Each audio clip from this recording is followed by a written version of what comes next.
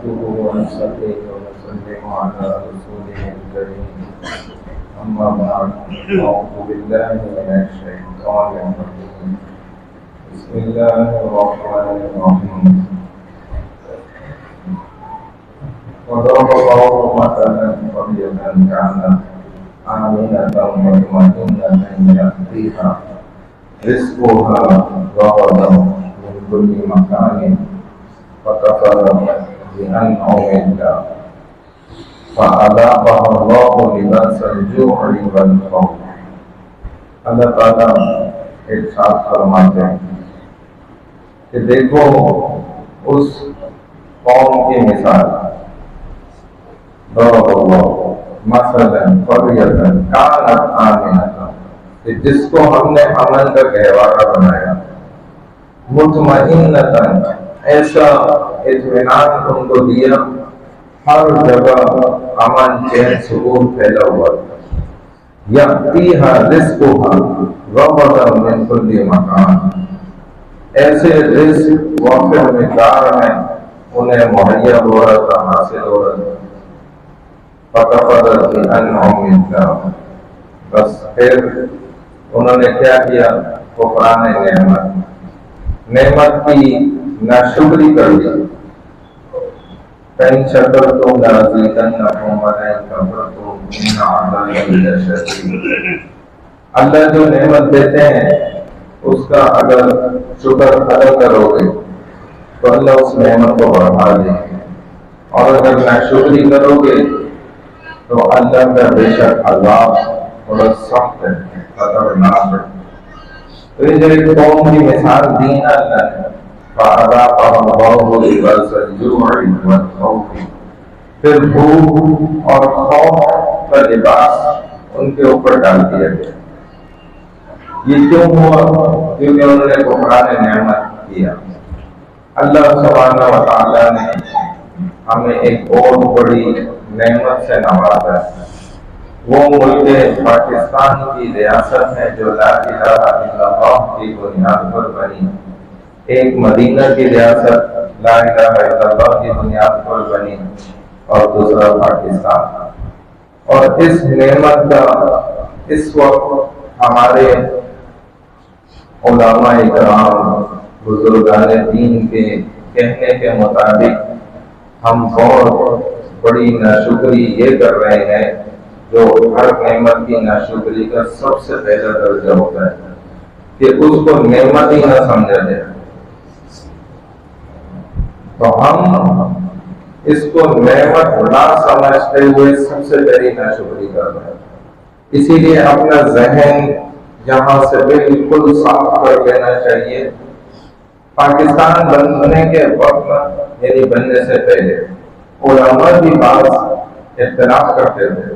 وہ کہتے تھے یہ نہیں بننا چاہیے، علیحدہ ملک کی ضرورت نہیں ہے، اتنی لاشیں بچھنی ہے، اتنی گردنیں کٹنی ہیں، کیا کیا ہوتا ہے. لیکن جب بن گیا تو وہ خود بھی انہوں نے ہجرت کری.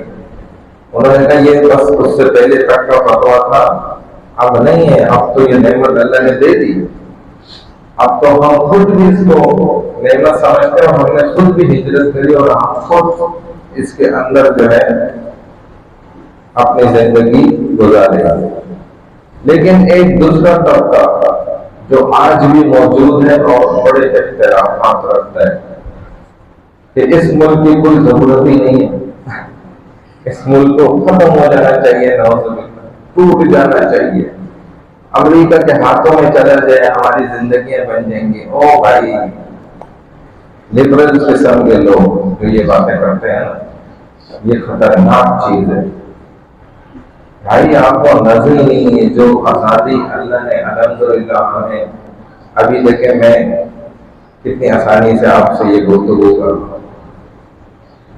آپ باہر ممالک میں چلے جائیں تو ایک ایک لفظ ہے نا وہ آپ کو لکھا ہوا ملے گا، وہ بولنا پڑتا ہے اپنی صلاحیت کے مطابق. اپنے یہاں سے کوئی بات آپ نہیں کر سکتے، عام عوام بھی نہیں کر سکتی کوئی بات. ان کے سسٹم کے خلاف آپ نے ایک لفظ بول دیا نا تو گئے. تو یہ تو اللہ کی ہزار نعمت ہے. سب سے بڑی نعمت تو یہ دیکھیں کہ آپ اپنے 6 فٹ کے جسم پر ہر وہ عمل سنت کے مطابق اللہ کے حکم کے مطابق پورا کر سکتے ہیں. آپ کو کوئی نہیں روکتا. ورنہ تو داڑیوں سے کھینچ کے داڑیاں کاٹتے تھے. ایسے بھی ملک موجود ہیں اور اسلامی ملک ہیں، لیکن ادھر آپ داڑھی نہیں رکھ سکتے، آپ سر نہیں ڈھک سکتے، عورتیں اپنی ٹانگیں نہیں ڈھک سکتے. عجیب قوانین ہے. یہ تو اللہ کی بڑی نعمت ہے، بڑا شکر ہے کہ ہم ادھر الحمدللہ داڑھی بھی سجا سکتے ہیں، چہرے پہ سر بھی ڈھانپ سکتے ہیں، سنت لباس پہن سکتے ہیں، عبادات کر سکتے ہیں. اسی لیے اللہ والے فرماتے تھے کہ دیکھو تمہیں ابھی اللہ نے یہ موقع دیا ہے کہ تم یہ نیکیاں کر سکتے ہو. مبادہ وہ وقت آ جائے کہ پھر تم کرنا چاہو گے خدا کی قسم اور پھر تم کر نہیں سکو گے، پھر منع ہوگا اور تم دل مچل رہا ہوگا کہ میں کروں، میں داڑھی بھی رکھوں، میں سنتوں پہ عمل بھی کروں، اللہ کے احکامات پہ بھی چلوں اور پورے دین میں داخل ہو جاؤں. لیکن پھر تمہیں اس چیز کی نا ایک وقت ایسا بھی آ جائے گا تمہیں پھر اجازت نہیں ہوگی، تم کرنا بھی چاہو گے تو نہیں کر سکتے، اور آج تم کر سکتے ہو اور نہیں کر رہے. تو اللہ ایسا وقت لے آتے ہیں. تو انہوں نے فرمایا جب تم کر سکتے ہو اور نہیں کرتے نا تو اللہ پھر ایک وقت ایسا لا کے دکھاتے ہیں کہ اب دیکھ تو کرنا چاہتا ہے نا، اب کر کے دکھا. اب میں نہیں چاہتا کہ تو کرے، کیونکہ یہی ہوگا قیامت میں بھی جو لوگ دنیا میں نماز نہیں پڑھتے تھے، نہیں اللہ کے سامنے جھکتے تھے، وہ وہاں پر جھکنے کی کوشش بھی کریں گے نا، ان کی کمر اکڑ جائے گی اور حکم یہی ہوگا کہ آج نہیں جھک سکتے. وہ وقت گیا. بہرحال اللہ تعالیٰ ہمیں عمل کی توفیق عطا فرمائے. نماز میں اگر چھینک آ جائے تو اس کا جو سنت جواب دیا جاتا ہے نا، چھینک آنے پہ کہا جاتا ہے نا الحمدللہ، تو یہ نہیں کہا جاتا.